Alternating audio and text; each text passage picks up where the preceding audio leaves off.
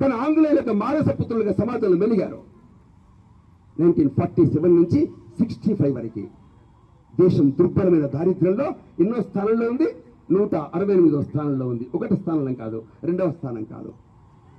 ఇప్పుడు చెప్పండి, దేశం 2025 సంవత్సరాలు పూర్తయ్యాయి. 2025వ సంవత్సరం గడుస్తుంది ఈ రోజున. ఇప్పుడు మన ఖజానా తలుపు తెరిచి చూస్తే 3,50,000 కోట్ల రూపాయల జాతీయ ఉత్పత్తితో ప్రపంచంలో 3వ స్థానంలో భారతదేశం నిలిచి ఉంది. ప్రపంచంలో ఈ రోజున మన రైతులు పండించేటువంటి పంటతో నూలు తీసి వస్త్రమునేసి అద్దకము రంగులెత్తి ప్రపంచ డిజైన్లలో అన్ని డిజైన్లు సేకరించి ప్రపంచానికి బట్టలు కట్టడం ఎలాగో నేర్పుతున్న దేశం. వస్త్ర పరిశ్రమలో ప్రథమ స్థానం దేశం.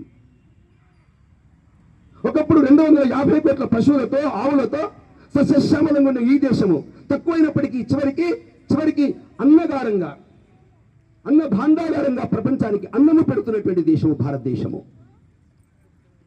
ప్రపంచంలో టెక్నాలజీ పేరుతో సుపీరియర్ టెక్నాలజీగా మనం భావించేటువంటి అమెరికా మన ముందర కనిపిస్తున్న వేళ ఈ రోజున ప్రపంచంలో 32 దేశాల యొక్క అంతరిక్ష పరిశోధనలకు కావలసిన ఉపగ్రహాల్ని పంపించాలంటే నా దేశం యొక్క భూమిపై నుంచి రాకెట్ల ద్వారా అవిధ ఉపగ్రహాల్ని పంపించినటువంటి దేశము భారతదేశము.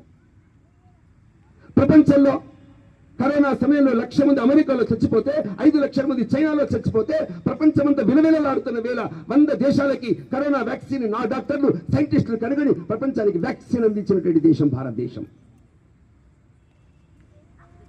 ఈ 79 సంవత్సరాల కాలఖండంలో నా ప్రజలు, నా రైతులు, నా డాక్టర్లు, నా యువతులు ఈ దేశంలో దేశభక్తి పొందిన కారణంగా, నేను హిందూ అనేటువంటి ఆ భావనతో సమాజంలో పనిచేసిన కారణంగా ఈ రోజున దేశము 3వ స్థానంలో ముందుకెళ్తున్న వేళ రాబోయేటువంటి 2047 2047 ఏమిటి 2047?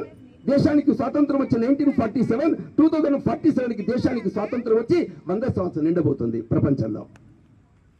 మీకు తెలుసా, స్వామి వివేకానంద అమెరికా నుంచి భారత్కి తిరిగి వచ్చిన తర్వాత చెన్నైకి వెళ్ళాడు.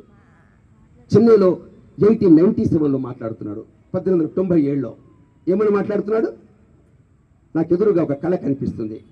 అది పగటి కళ కాదు, రాత్రి కళ కూడా కాదు, అసలు కళ కానే కాదు.